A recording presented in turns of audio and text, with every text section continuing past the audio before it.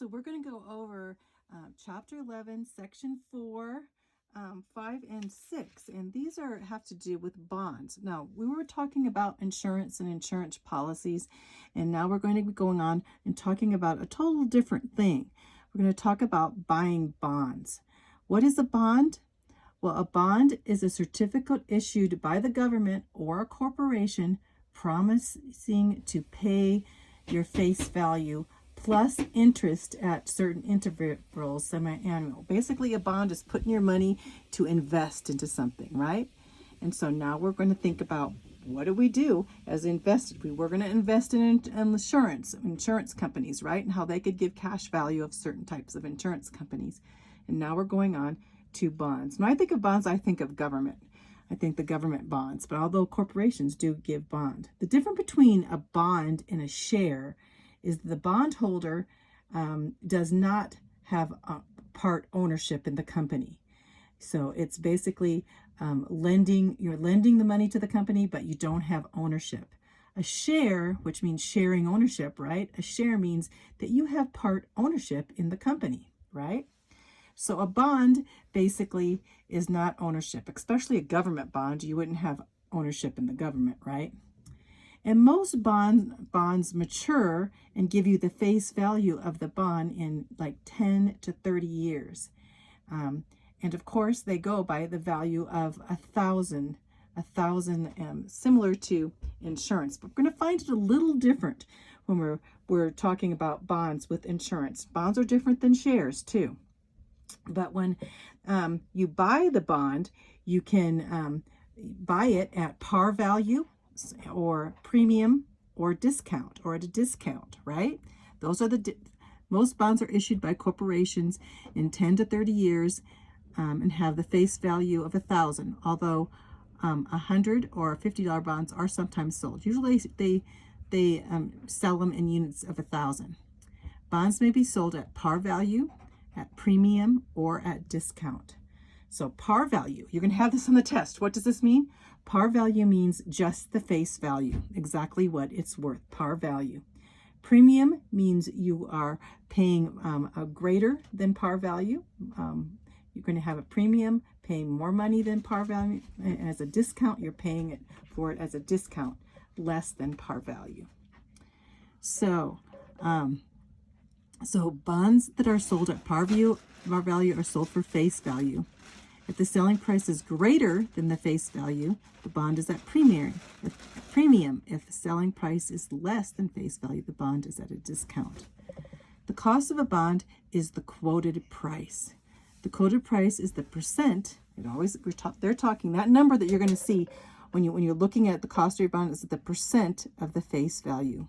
Percent. This has nothing to do with life insurance. It has nothing to do with shares. We're talking about bonds. Is the percent of the face value. If the quoted price is 98 on $1,000, then the cost of the bond is 98% of 1,000 or $980. The face value of a bond remains $1,000. So it remains $1,000. So let's look at a problem with that. So here we go. You'll get this number.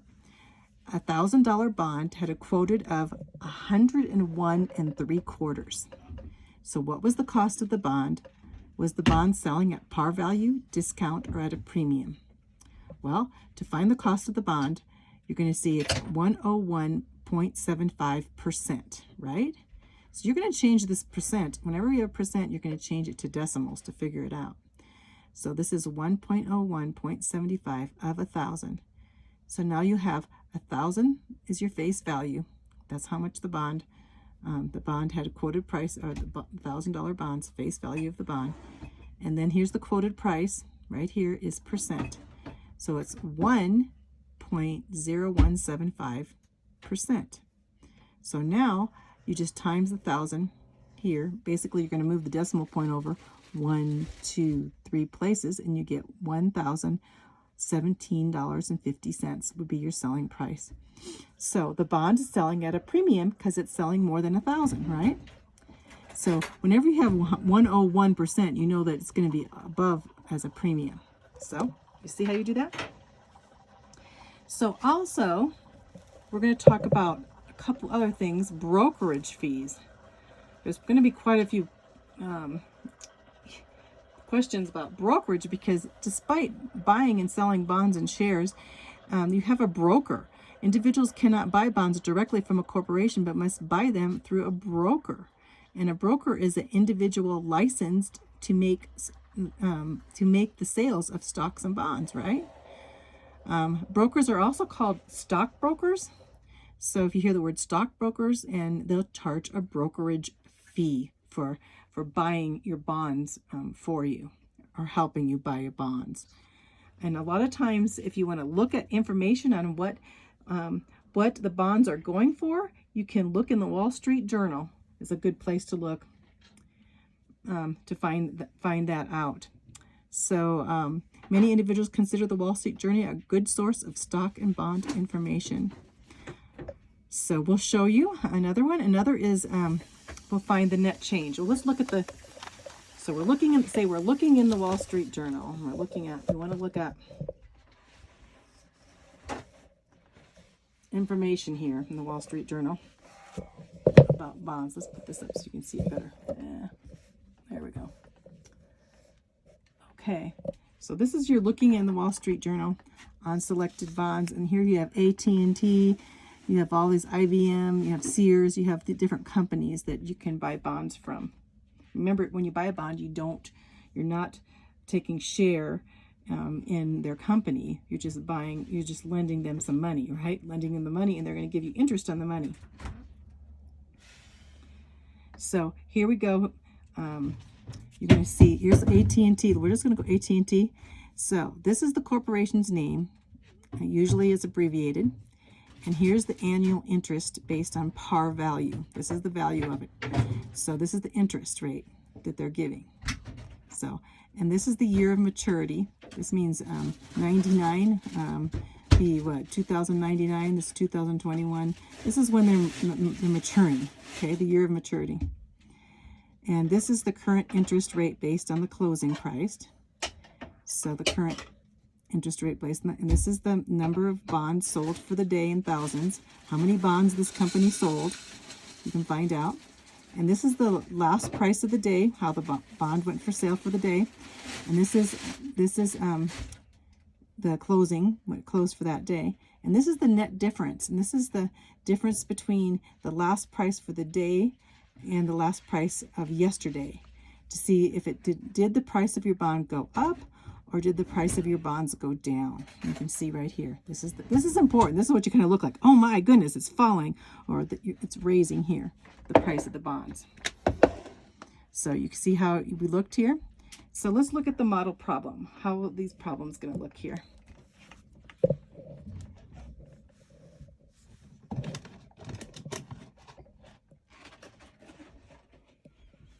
Douglas purchased $25,000 corporation bonds through a discount broker. The quoted price of each bond was 98.5. Remember, that means percent of that 1,000.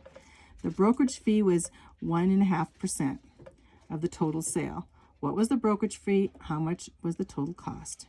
So first of all, we're going to say, first find the selling price. 98.5%. What does that mean? Of 1,000, well, you take 1,000 times point, change this percent to decimal, 0.985 quoted price, and you'll see that the selling price, it was $985 out of 1,000. So out of 1,000, $985. Now you're going to find the selling price of 25 of those. So you times that. You got 25 bonds. So you're going to times that times 25. And you'll have $24,625 from 25 times 900. That's how much? 24,000 selling price of the bond. Now, that's how much you're going to have to pay, right, for that. To find the brokerage fee, find out 1.5%. So you take this number, 1.5% of the 24,625 to buy that those bonds, and you'll get. You change that percent, always change it to decimal. 1.5% equals 0.015. And then you times that, times the amount, and you're going to have to pay your broker $369.38 out of that. It's going to go to your broker. Well, not out of that, plus that, I should say, because you're going to add $24,625 to the brokerage fee, and that this is how much you're going to actually have to pay, $24,904.30 by adding this. See how easy it as we went through? First of all, you take this number here. You have to find out how much is money, how much you're going to pay with this price, and you take that as a percent of 1,000. So 1,000, 98.5%. You change that to a decimal, and you'll find your selling price of that bond, that one bond of 1,000, and then you go on that one unit of 1,000, and then you times that by 25. That's how many you want to buy, and then you find the brokerage fee by taking this. He gets 1.5% of that. Figure that out. You get the brokerage fee, and then you add the brokerage fee, and that's how much money you have to pay for that bond.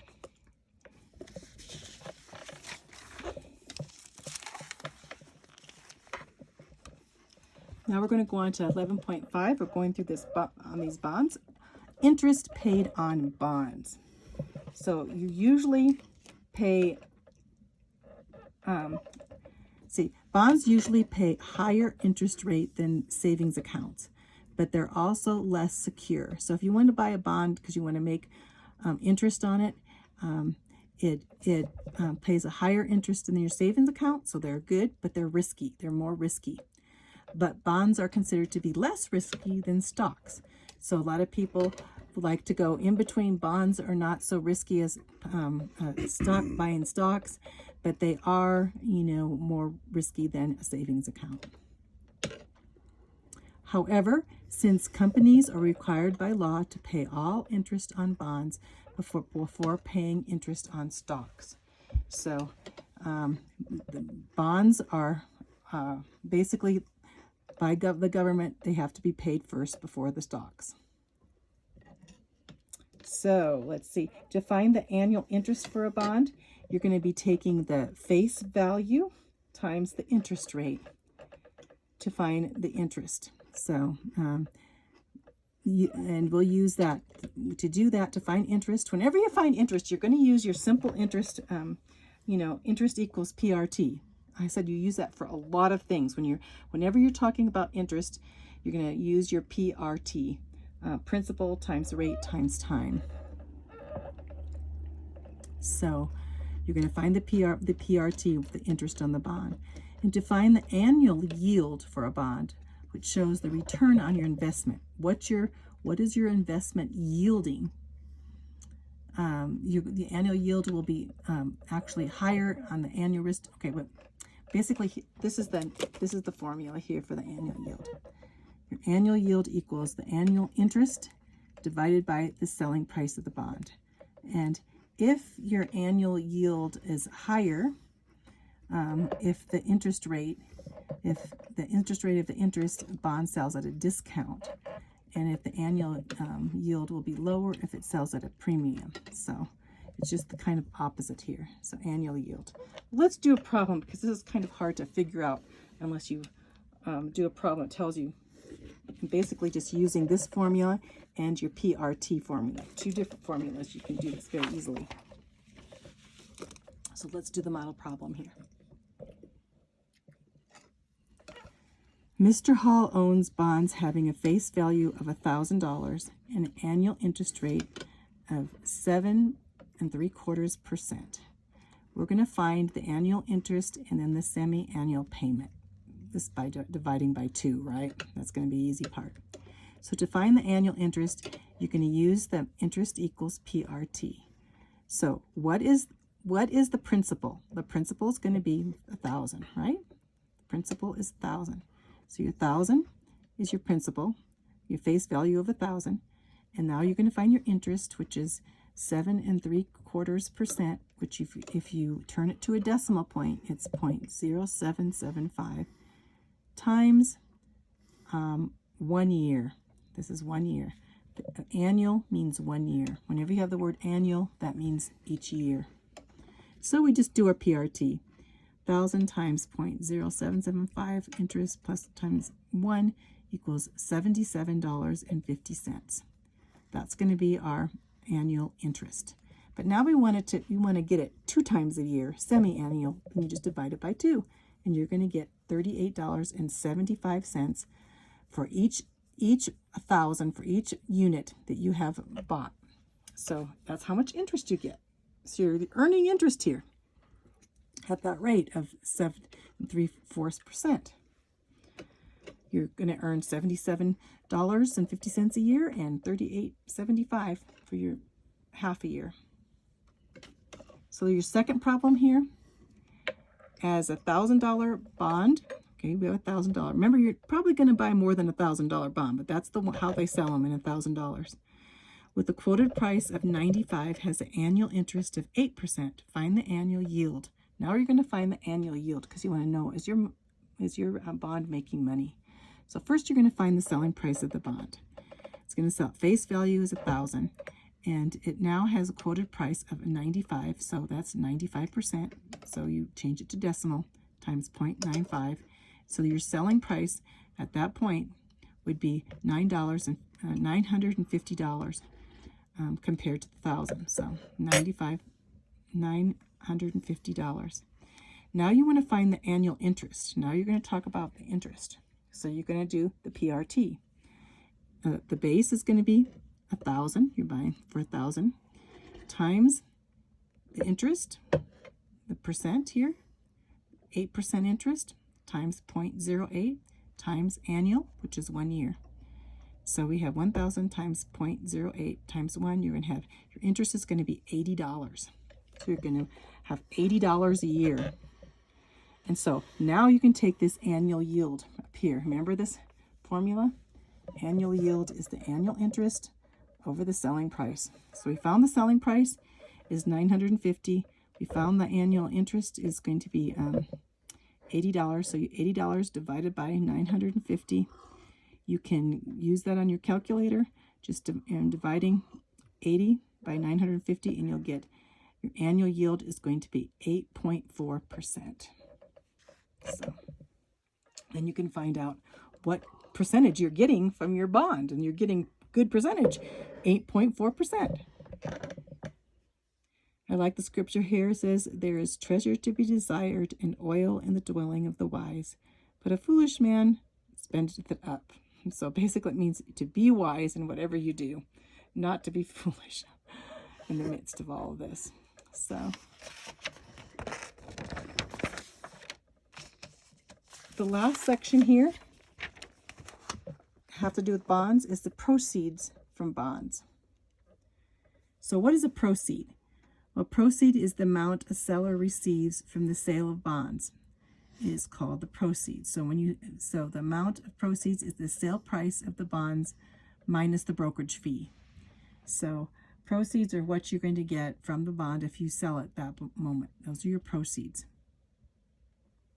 So if you sell a bond at any time other than the usual interest time, the payment date, the bond will have to be accrued with interest. So if you're selling this accrued, and we'll see how to do this. If you sell a bond at any other time than the usual, the bond will have to have some accrued interest, because they have certain points that you can sell it, the selling times, and they go by calendar dates. Accrued interest is earned interest that is not payable until the end of the current interest period. You will want to charge the buyer the amount of accrued interest when making the bond transaction. When finding the accrued interest period, count the first day of the period, not the last day. So accrued basically means they have a certain time of the month that you can sell this, usually at the end of the month. And if you have extra days in there, then you should be able to get those extra days money, or the buyer get those extra days money during that time. It's just making sure you get all of your money. And so let's go over this problem real quick, and this model problem we have here. Greg sold a $1,000 bond having a quoted price of $99 3/4, paying 12% annual interest. The buyer was charged accrued interest from the last interest payment date of January 1st to the selling date of March 10th. Mr. Barnsby had to pay the broker a 2% bond selling price. Pay the broker 2% of the bond selling price. What was the selling price of the bond? How much was the brokerage fee? Use your calculator and find the accrued interest. Whenever you're doing the accrued interest, it's going to take a calculator, usually, a lot of kind of figuring. How much did Mr. Barnsby receive from the sale of the bond? Okay, to find the selling price of the bond, you find 99 3/4% of 1,000. So 1,000 times, change this 99 3/4 to 0.9975 for the quoted price. So the selling price would have been $997.50 for a selling price. To the brokerage fee, you're going to find 2% of this, because the broker is going to get 2% of your 997.50. So 2% is the broker is going to get $19.95. We got that. Now to find the accrued interest, we're going to use the simple interest again. The interest, whenever you're talking about interest, you're going to use the interest formula. Interest equals 1,000 times the interest was 12%, is change that to 12% to a decimal, 0.12. And then this is the how many days. So I said, how many days here? He said, what were the dates? From March 10th from January 1st to March 10th is 68 days. So then we know it's going to be, we're going to get that 68 times over 360 days. So this is here. So you're going to do this on the calculator.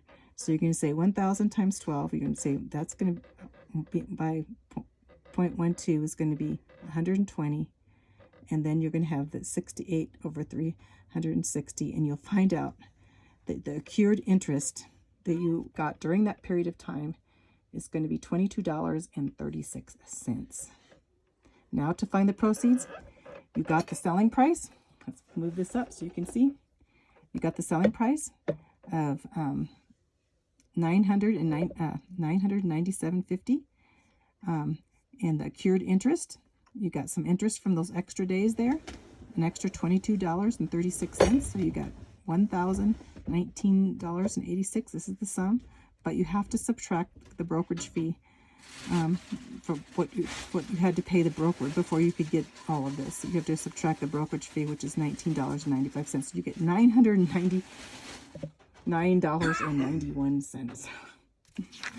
So I'm going to stop there. Let's see, you have another model problem that's similar. So we're going to stop there for your bonds, and then we're going to go on to your shares and do your quizzes.